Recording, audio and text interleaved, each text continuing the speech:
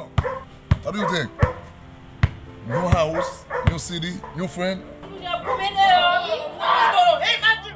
Hey! I've heard there was a secret chord that David played and it pleased the Lord.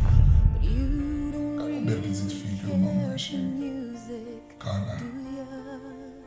pourquoi ça me bat à l'ouvrir cœur, ma Goes chérie? like this, the fourth, the fifth, minor fall and the major lift, the baffled king composing hallelujah.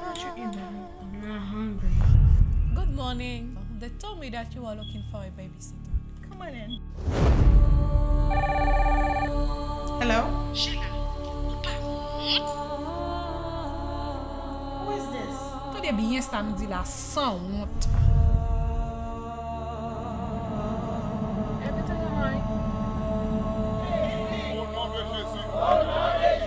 Ouais, monsieur ça, t'es mon fil la belle. Fais petit avec mon nègre dans l'église, on fait l'église. Lève, faut baler ça, connaît pareil ça. Eh, mon diable. Ah, petit moi, faut me lever, courir, petit moi, vin Miami. Madame, moi, t'as fait mon coup comme ça, t'as pu mettre les mêmes coups, vous traitez mal, pas mal. T'es gado, je sais pas, mon ensemble avec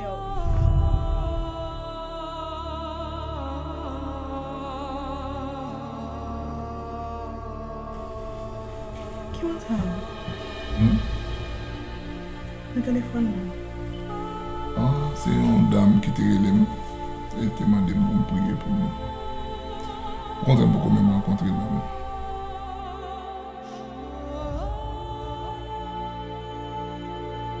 You don't have to worry about that. C'est Gonzalez on me.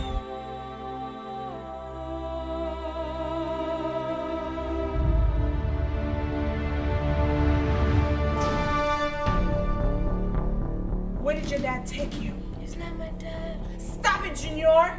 Where did he take you? Sonia's house.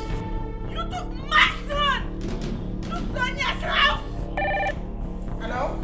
May I speak to Brother Roger?